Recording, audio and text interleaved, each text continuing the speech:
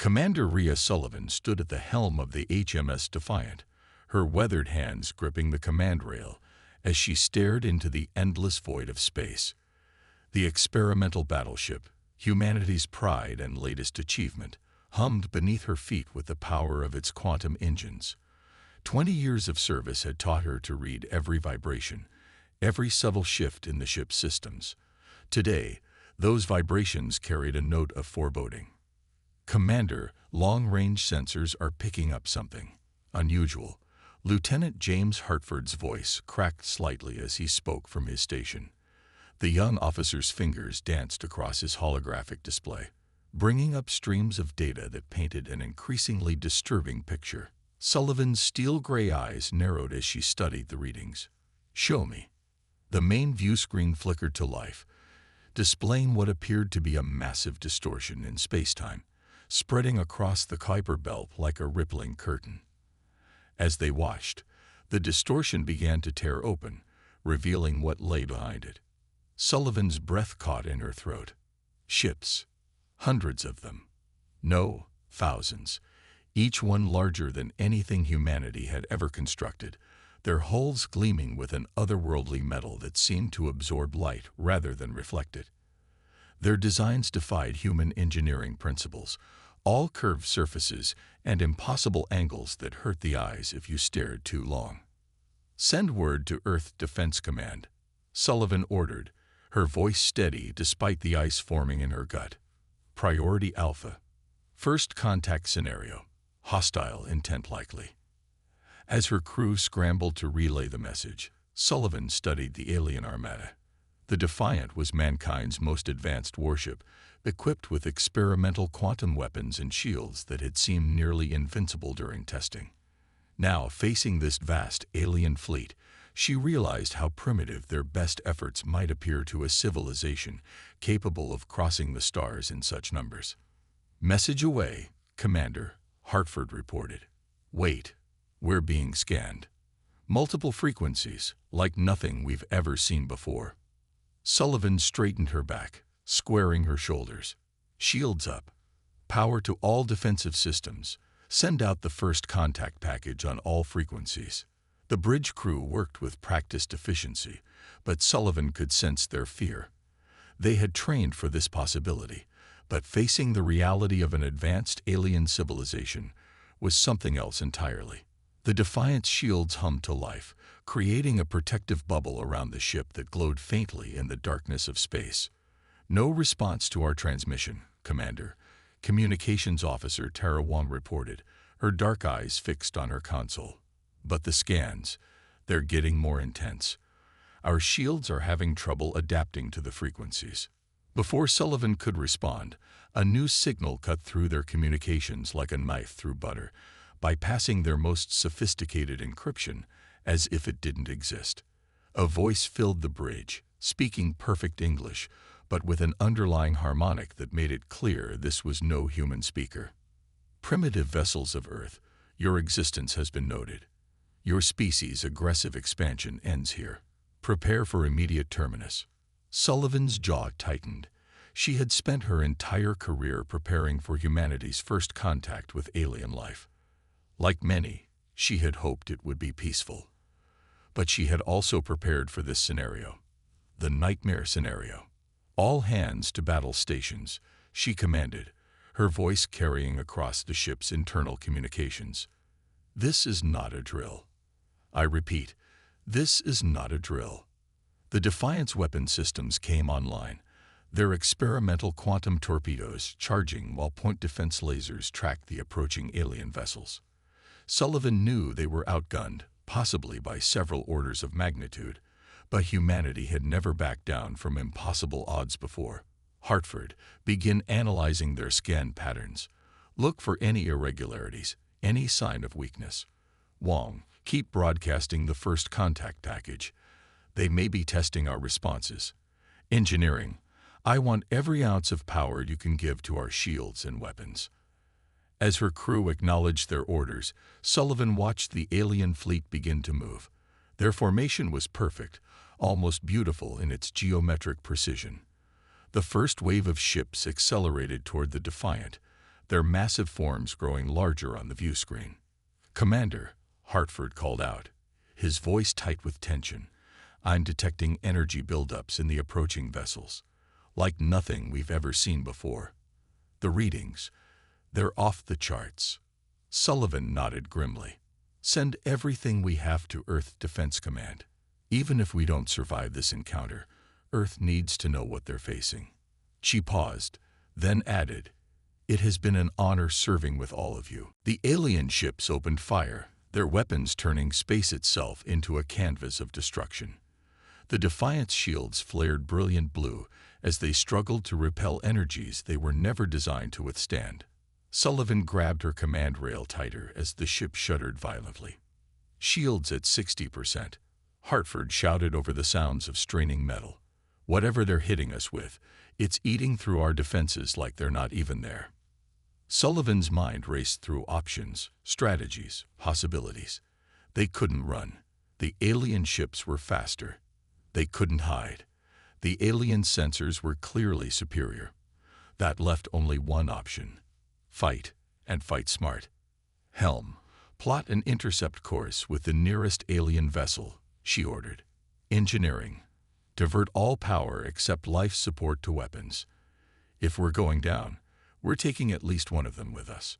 The Defiant surged forward, its quantum engines pushing to their limits as they charged toward the massive alien ship. Sullivan watched the distance close on her tactical display, knowing that the next few moments would determine not just their fate, but possibly the fate of all humanity. The battle for Earth's survival had begun, and Commander Rhea Sullivan intended to make it one the aliens would never forget. The Defiant's quantum torpedoes streaked across space like angry blue stars, spiraling toward the alien vessel. Sullivan watched with bated breath as their most powerful weapons impacted against the enemy's hull and dissipated like raindrops on steel. "Direct hits," Lieutenant Hartford reported, his voice tinged with disbelief.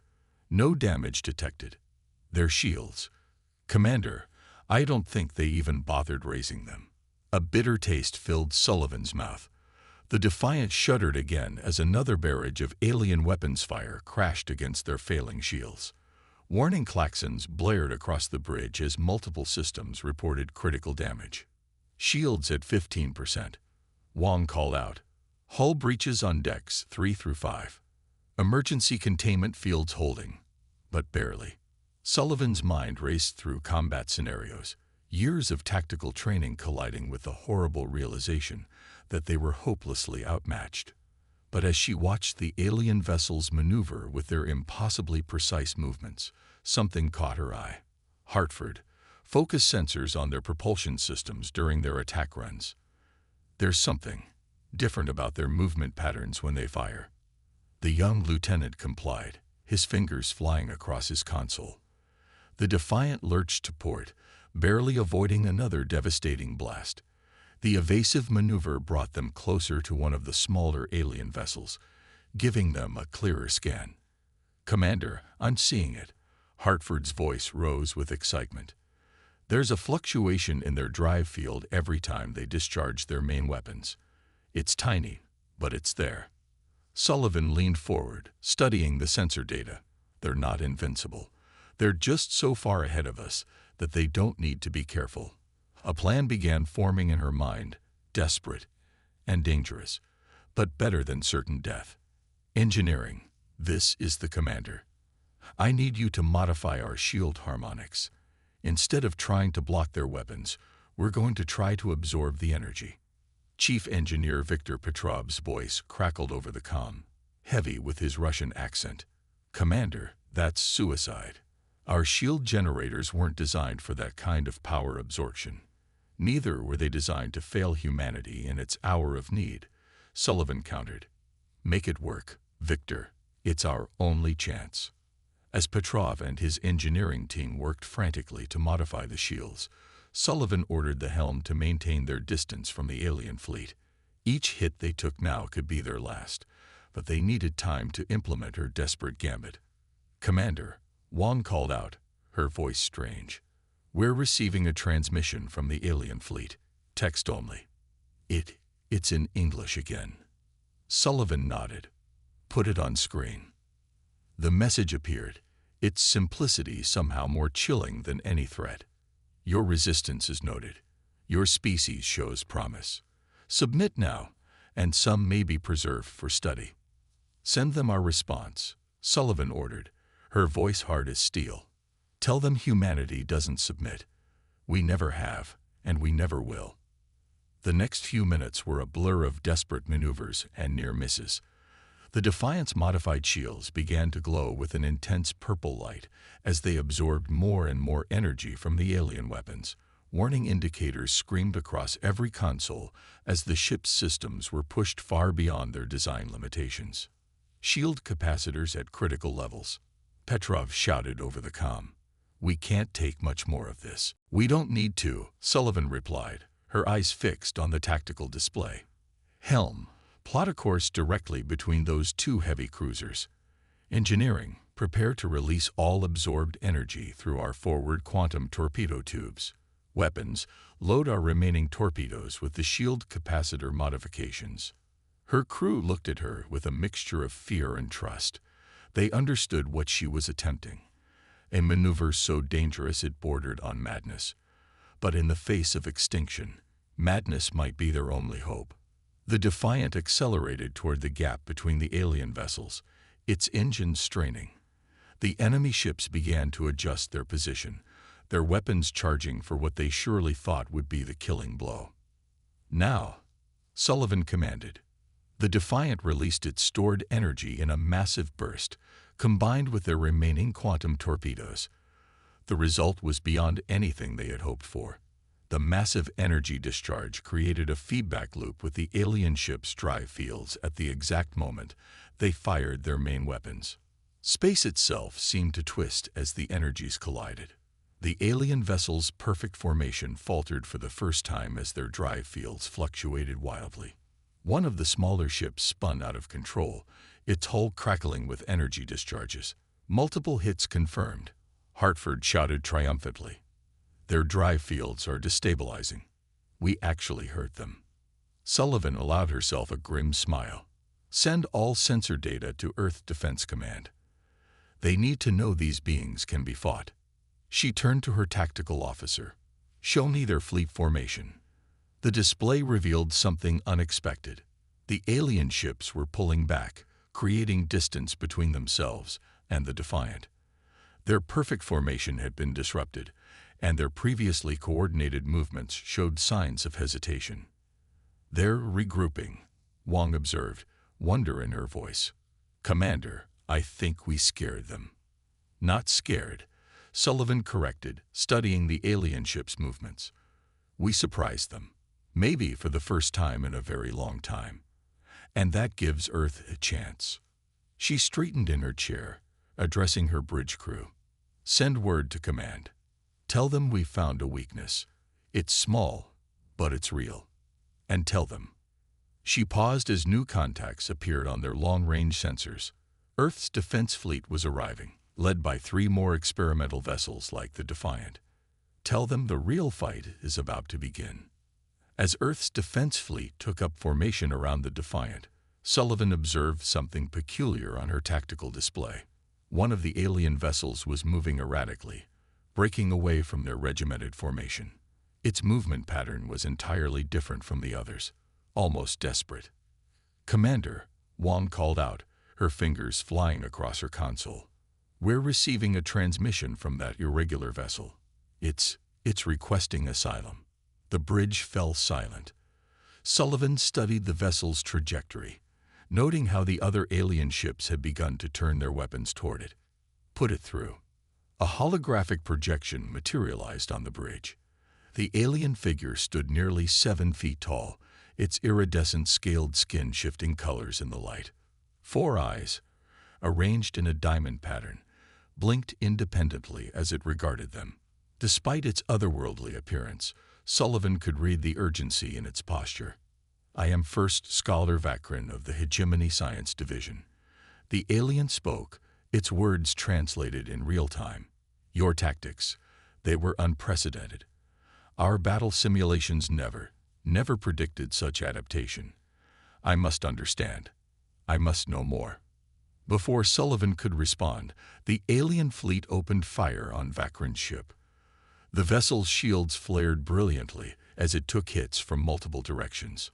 "Helm, get us between that ship and the fleet," Sullivan ordered. "Wong, tell the defense fleet to cover our approach. Hartford, get our modified shields ready for another energy absorption attempt." The Defiant surged forward, its engines straining as it moved to protect the defecting alien vessel. The rest of Earth's fleet followed suit, creating a defensive screen that forced the alien fleet to pause their assault. "My ship's drive core is destabilizing," Vakran reported, his color shifting to a deeper blue. "The Archon has activated my vessel's self-destruct protocols remotely. I have minutes at most." Sullivan made her decision instantly. "Wong, begin emergency transport protocols. Hartford, extend our shields around their vessel. Engineering, prepare for immediate power transfer to compensate for the added strain." As her crew worked to save the alien defector, Sullivan noticed something else on her tactical. The alien fleet's formation had changed again, becoming more aggressive, but also more rigid. Their movements seemed almost angry, lacking the cold precision they'd shown earlier. "Transport complete," Wong announced. "First Scholar Vakran is aboard." Moments later, the alien scientist's ship exploded in a massive burst of energy that would have destroyed anything nearby if not for the Defiant's modified shields. The explosion's shockwave rippled through space, temporarily disrupting sensors on both sides. When Vakran was escorted to the bridge by security, Sullivan saw that he was carrying what appeared to be a crystalline data core. "Commander Sullivan," he addressed her directly, "what I carry contains tactical data on every ship in the hegemony fleet. But more importantly, it contains the truth about why we're here." The alien fleet suddenly began pulling back, their weapons powering down. "They're retreating to a safe distance," Hartford reported. "But they're not leaving the system. They're calling for reinforcements," Vakran explained, his scales shifting to a pale green. "The Archon never expected resistance, never expected innovation. The hegemony has conquered 17 species across 12,000 years. All fell quickly. All submitted. None adapted as you did." Sullivan studied their new ally carefully. "Why help us? Why defect?" Vakran's 4 eyes focused on her intently. "Because the hegemony lies. We are not here to conquer. We are here to prevent what our predictive models say your species will become. Humanity's potential for advancement. It terrifies them. They believe you will surpass us within a century if left unchecked." The implications of this revelation hung heavy in the air. Sullivan turned to her tactical display, watching as more Earth ships arrived to reinforce their position. "How long until their reinforcements arrive?" 36 of your hours, Vakran replied. "But with this data core and my knowledge of their systems, we can prepare a defense they won't expect. Your species has already proven more adaptable than any we've encountered. Perhaps," his scales shifted to a color Sullivan hadn't seen before, "perhaps that is exactly what the galaxy needs." Sullivan nodded grimly. "Hartford, begin analyzing that data core. Wong, get me a direct line to Earth Defense Command. We have 36 hours to prepare a welcome party for the hegemony's reinforcements." She turned to Vakran. "I hope you're ready to make history, First Scholar, because in 36 hours, we're going to change the galaxy." As her crew and their new ally began working together, Sullivan allowed herself a moment of reflection. They had started this day expecting to face extinction. Instead, they had gained an ally, discovered their own potential, and found hope in the most unexpected place. The real question was, what would they do with the next 36 hours? The answer, she knew, would determine not just Earth's fate, but perhaps the future of all spacefaring civilizations. And for the first time since the alien fleet appeared, Commander Rhea Sullivan felt truly confident about humanity's chances. The next 34 hours aboard the Defiant passed in a blur of frantic activity. The ship's laboratories and engineering sections had been transformed into hybrid workspaces where human scientists worked alongside Vakrin, combining technologies in ways neither civilization had imagined possible. Commander Sullivan stood in the main engineering bay, watching as Chief Engineer Petrov and Vakrin huddled over a modified quantum torpedo casing. The alien scientist's scales had taken on a bright, almost luminescent orange, a color she'd learned indicated intense concentration. "The principle is sound," Vakrin was saying, his four eyes focusing and refocusing on different parts of the device. "Your quantum torpedoes already create microscopic ruptures in spacetime. If we integrate hegemony phase shift technology, we can exponentially amplify that effect." Petrov nodded, his usually skeptical expression replaced by one of genuine enthusiasm, and when combined with our shield modification discoveries from the first battle, the resulting cascade failure would disable their primary systems without destroying the ships. Vakrin finished. His scales rippled with a color Sullivan had come to recognize as excitement. Sullivan approached the pair. "How many torpedoes can we modify in the time we have left?" "With the fabrication patterns now programmed," Petrov replied, "we can outfit the entire Earth Defense Fleet's torpedo complement within 6 hours. But, Commander," he hesitated, "we haven't had time to test them properly." "The hegemony would never expect this," Vakrin added, his scales shifting to a deep purple concern. Sullivan had learned. "They believe technological advancement must follow predetermined patterns. The idea of combining technologies in this way, it would never occur to them." Sullivan placed a hand on the modified torpedo. "Sometimes the best strategies are the ones your enemy can't imagine." She turned to leave but noticed Vakrin's scales had taken on a new color, a swirling mixture of blues and silvers she'd never seen before. "Commander," he called out, his voice carrying an unfamiliar tone, "may we speak privately?" In her ready room moments later, Sullivan watched as the alien scientist struggled to find words. Another first. His scales continued their unusual color pattern. "In my centuries of life," Vakrin finally began, "I have never encountered a species like yours. The speed with which you adapt, the way you think beyond established patterns. It's beautiful." His scales rippled. "And terrifying." Sullivan leaned back in her chair. "Is that why you really defected?" "To study us up close. I defected because in 36 hours of working with your people, I've seen more genuine innovation than in 3 centuries with the hegemony." His scales shifted again, this time to a deep gold. "Your chief engineer Petrov approaches problems like a poet. Lieutenant Hartford's tactical analyses show patterns even our most advanced AIs missed. And you." He paused, all 4 eyes focusing on her. "You lead not through authority, but through inspiration." "We're fighting for our survival," Sullivan replied simply. "Humanity tends to be at its best when backed into a corner." "No," Vakrin said, his scales now pulsing with that same blue-silver mixture. "You're fighting for more than survival. You're fighting for the right to determine your own path. The hegemony, we forgot that feeling long ago. We became so focused on control, on predictability, that we lost something essential." Sullivan studied him carefully. "And what was that?" "Hope," he answered, his scales settling into a steady glow. "The hope that tomorrow could be different, better than today. Your species burns with it. It's in everything you do, every choice you make. Even facing extinction, you chose to innovate rather than submit." A chime from Sullivan's console interrupted them. "Commander," Hartford's voice came through. "Long-range sensors are picking up spatial distortions. The hegemony reinforcements will arrive in less than 2 hours." "Acknowledged," Sullivan responded. She stood, straightening her uniform. "Ready or not, it's time to put our theories to the test." As she turned to leave, Vakrin spoke again.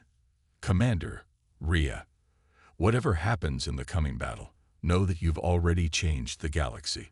The hegemony's greatest fear was that humanity would surpass us. They never considered that you might show us a better way instead." Sullivan paused at the door, looking back at the alien scientist whose defection had given them a fighting chance. His scales had settled into that striking blue-silver pattern, and suddenly she understood what it meant. Hope. "Let's go make history, First Scholar," she said with a slight smile. "And maybe change the galaxy while we're at it." As they headed to the bridge together, Sullivan felt the weight of the moment. In less than 2 hours, they would either prove that humanity deserved its place among the stars, or the alternative didn't bear thinking about.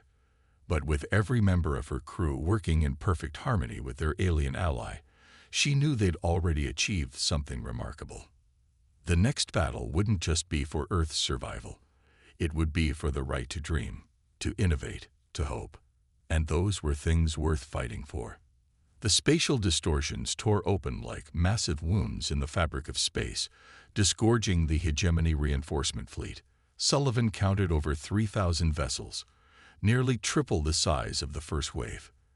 The sight would have been terrifying 2 days ago. Now it brought a grim smile to her face. "All ships, Battle Formation Delta," she commanded. The Earth Defense Fleet, now modified with Vakran's upgrades, moved into position around the Defiant. "Remember, we only get one shot at this. Make it count." The enemy fleet's response came immediately, a transmission that filled every communication channel. The holographic figure that appeared on the bridge was similar to Vakran in basic form, but where their ally showed the colors of emotion, this being's scales were a fixed metallic gray. "I am Arkshan Xareth of the Hegemony," the figure announced. "Your corruption of our First Scholar is noted. Your resistance ends now. There will be no further warnings." Sullivan stood from her command chair, facing the projection. "This is Commander Rhea Sullivan of Earth. We reject your authority and your fear of change. Humanity charts its own course." The transmission cut off abruptly. Beside her, Vakran's scales shifted to a deep crimson. "The Archon will strike hard and fast now. His pride is wounded." "Good," Sullivan replied. "Pride makes you predictable. Lieutenant Hartford, is the fleet in position?" "Yes, Commander. All ships report ready. Modified torpedoes are armed and tracking systems are aligned." The Hegemony fleet began its advance, their formation a perfect geometric pattern that would have been beautiful if it wasn't meant to end their civilization.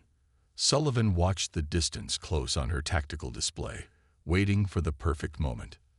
"They're charging weapons," Wong reported. "Multiple targeting locks detected." Sullivan's hand tightened on her command rail. "Steady, steady. Now, execute pattern Prometheus." The Earth fleet suddenly broke formation, splitting into smaller groups that looked chaotic, but were anything but. The Hegemony ships, programmed to respond to known tactical patterns, began adjusting their formation to compensate, exactly as planned. "Phase 1 complete," Hartford called out. "Their fleet is aligned with the gravitational focal points." "All ships, launch modified torpedoes," Sullivan ordered. "Full spread, concentrated fire on designated targets." Hundreds of quantum torpedoes streaked across space, their warheads pulsing with the combined power of human and Hegemony technology. The alien fleet's response was immediate, their point defense systems activating to intercept the weapons. "They're not even trying to evade," Vakran observed, his scales shimmering with anticipation. "They don't recognize the danger."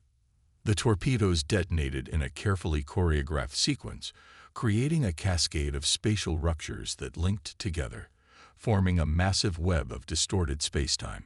The Hegemony ships found themselves caught in overlapping fields of warped physics, their perfect formation shattered. "Direct hits across their fleet," Hartford reported excitedly. "Their drive fields are destabilizing. Their weapons are going offline." "Commander, it's working." Sullivan leaned forward. "All ships, execute Phase 2. Target their command and control nodes exactly as planned." The Earth fleet moved with precision that would have impressed even the Hegemony, hitting the suddenly vulnerable alien ships with conventional weapons, while they struggled with the spatial distortions. Ship after ship went dark, their once invincible technology rendered useless by an approach they'd never conceived possible. On the main view screen, Sullivan watched as the mighty hegemony fleet began to drift, their perfectly coordinated movements replaced by desperate attempts to restore power. Even their backup systems had been compromised by the cascade effect. "Commander," Juan called out, "we're receiving surrender signals from multiple hegemony vessels, including the Archon's flagship." A new transmission cut through their communications. The Archon appeared again, but his metallic scales had taken on a dulled, almost patchy appearance. This is impossible. Our models, our predictions, were wrong," Sullivan finished for him. "Humanity doesn't follow your models. We make our own path." "The hegemony has never known defeat," the Archon stated, his voice carrying what might have been the first note of uncertainty in centuries. "Then perhaps it's time for the hegemony to learn something new," Sullivan replied. She glanced at Vakrin, whose scales were showing that beautiful blue-silver hope color again. "Your first scholar showed us that our species can work together, learn from each other. We're offering you the same chance." The Archon was silent for a long moment, his metallic scales slowly beginning to show the faintest hints of color. "The hegemony accepts your terms, Commander Sullivan. We request dialogue." As the transmission ended, cheers erupted across the bridge. Victory signals came in from ships across the fleet as the scale of their achievement began to sink in. Humanity had not just survived, they had changed the course of galactic history. Vakrin approached Sullivan, his scales now showing a complex pattern she'd never seen before. "You know this is just the beginning, Commander. The galaxy will never be the same after today." Sullivan nodded, looking out at the stars that suddenly seemed full of new possibilities. "Good," she said with a smile, "because humanity is just getting started." As the Earth fleet began the process of securing their victory, Sullivan reflected on how much had changed in just a few days. They had faced extinction and emerged stronger. They had gained allies where they expected only enemies. And most importantly, they had proven that humanity's greatest strength wasn't their technology or their weapons.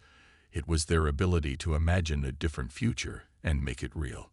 The stars beckoned, and this time, humanity would meet them not as survivors, but as innovators, ready to help shape a galaxy where hope and progress weren't things to be feared, but celebrated. Commander Rhea Sullivan had a feeling this was going to be an interesting century.